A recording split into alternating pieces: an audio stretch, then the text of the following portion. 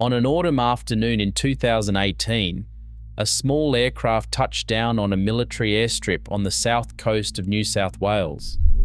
Inside were wooden boxes, and inside those boxes were animals that had not lived wild on the Australian mainland for more than half a century. Within hours, they would vanish into the bush. And what the monitoring cameras recorded in the months that followed would stun even the scientists who had spent years making this moment possible. The animal was the eastern quoll. If you have never seen one, picture a creature about the size of a small house cat, with a pointed snout, fur in dark or fawn tones, and a scatter of white spots across its back. It is a carnivorous marsupial, a hunter of insects, small mammals and carrion, mostly active at night. It is one of the smallest quoll species native to Australia. A fierce little hunter, far braver than its modest size suggests. For thousands of years, it was a common sight across the forests and grasslands of southeastern Australia. And then it was gone. Through the first half of the 20th century, the eastern quoll disappeared from the mainland with shocking speed. A combination of introduced foxes, feral cats, disease, and habitat loss pushed the species off the continent entirely. The last confirmed wild eastern quoll on the mainland was recorded in 1963. After that, silence. The species clung on only in Tasmania, separated from the predators that had erased it everywhere else. For decades, it was simply accepted as a loss, one more name on a long and painful list. But a small group of conservationists refused to treat it as permanent. The question they asked was deceptively simple. If foxes and cats were the reason the quoll vanished, then what would happen if you found a place where those predators were controlled, and you gave the quoll a second chance? The answer, they believed, was waiting at a place called Boordaree National Park. Boordaree sits on the New South Wales south coast near Jervis Bay, on land cared for by the Wreck Bay Aboriginal community. For more than 15 years, park staff had been running an intensive program to control foxes across the landscape. That long, patient work had already allowed other lost species to return, including the long-nosed potoroo and the southern brown bandicoot. It was one of the few mainland places on Earth where an animal so vulnerable to foxes might actually stand a chance. So the decision was made to try something that had never been done before. Not a release into a fenced sanctuary where the animals would be protected behind wire, but a true, wild reintroduction out in the open landscape where the quolls would have to survive on their own terms. It was the first time anyone had attempted to return a carnivore that was extinct on the mainland back into the genuinely wild Australian bush. In March 2018, the plan became real. 20 eastern quolls, bred at 2 wildlife sanctuaries in Tasmania, were loaded into transport boxes and flown across Bass Strait in a light aircraft. The whole journey took only about 5 hours, deliberately kept short to reduce the stress on the animals. After final checks by veterinarians, the quolls were taken to 5 separate sites inside the park and released, one by one, in the fading light before sunset. For the first time in 55 years, wild eastern quolls were once again moving through mainland forest. And now the real test began. This is where the cameras come in. Every released quoll carried a small radio tracking collar, and across the release sites, the team set up networks of motion-triggered cameras and monitoring stations. Researchers from the Australian National University, along with park staff, watched the data come in night after night. Every morning brought the same anxious question: which tracking collars were still transmitting and which signals had gone quiet overnight? Could the quolls find food? Could they find shelter? Could they avoid the predators that still slip through the landscape? And most importantly of all, could they breed? For weeks, the footage showed animals doing exactly what wild quolls are supposed to do.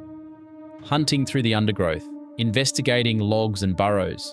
Some settled into territory quickly, denning by day and ranging out to hunt after dark, behaving exactly as a wild population should. Then, a few months after the release, the monitoring team confirmed something that no one had seen on the Australian mainland in over half a century. Pouch young. 3 of the released females were carrying babies, each tiny joey about the size of a baked bean. These were the first eastern quolls conceived and born in the wild on mainland Australia since the species had vanished. A member of the rewilding team called it a magical sight, animals back where they belonged. After 55 years of absence, the eastern quoll had not just survived on the mainland, it had reproduced. It was a genuine breakthrough. The science had proven something crucial. Quolls could find food, find shelter, and breed in the wild on the mainland. But anyone who has followed conservation knows that nature rarely offers a clean, simple victory. And the story of these quolls was about to take a much harder turn. The same predators that had wiped the species out in the first place had not disappeared. Foxes and feral cats still moved through and around the park and out in the open landscape. Without a fence between them and the quolls, the small marsupials were dangerously exposed. A single fox can undo months of careful work in a few nights. And in open country, there is nowhere safe to hide a den, a litter, or a sleeping animal during the day. Over the following seasons, predation took a heavy toll. Despite the early joeys and the early hope, the first unfenced population was eventually lost. It would be easy to call that a failure. The scientists did not. The trial had answered questions that no amount of theory ever could. It showed that quolls could hunt, scavenge, and breed in mainland conditions. It revealed exactly how vulnerable they were to feral predators, and just how tight predator control needed to be for a population to hold. Every lost animal had turned into hard data, and that data would shape everything that came next. Because the team did not stop. In a second phase, around 40 more quolls were released into the region, and the monitoring continued. Lessons piled up about which habitats the quolls preferred, how they moved, and where the pressure from predators was greatest. Then the strategy evolved again. By 2024, a new approach arrived at Booderee, this time built around protection. Conservation partners, including WWF Australia, Parks Australia, and the wildlife organisation Aussie Ark, constructed a purpose-built enclosure inside an 80-hectare botanic garden within the park. The fence stood about 1.8 metres tall, with a curved overhang at the top designed to keep climbing predators out. 19 eastern quolls were released inside, this time with a barrier standing between them and the foxes and cats that had defeated the earlier attempt. The goal was straightforward. Let the population grow in safety first, build up numbers, and then, once the quolls were strong enough, attempt to push back out beyond the fence. This newer chapter is part of something much larger. Across Australia, a growing rewilding movement is pushing to return lost species to landscapes they once shaped, and the quolls at Booderee have become a closely watched test case for whether a mainland carnivore can truly be brought home for good. The eastern quoll is what scientists call a critical weight range species, one of the many small to medium-sized mammals that Australia has lost, or nearly lost, since European arrival. Australia has lost more native mammal species in modern times than any other country on Earth. And most of those extinctions trace back to the same two introduced hunters. Most of the predators erased from the mainland are gone forever. The eastern quoll is one of the rare exceptions. Because it survived in Tasmania, there was still something to bring back. That is what makes this project so significant. It is not only about one spotted marsupial. The quoll is a predator, and predators shape the systems they live in. They control populations of smaller animals, they clean up carrion, and they help keep an ecosystem in balance. When a predator vanishes, the whole web around it shifts. Returning the eastern quoll to the mainland is an attempt to restore a piece of machinery that the Australian bush has been missing for generations. For the people involved, the work is measured in patience rather than quick wins.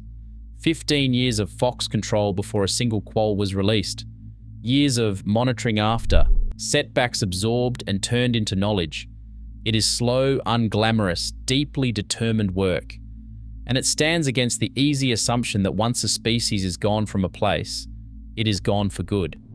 The footage from those first months at Booderee captured something genuinely rare.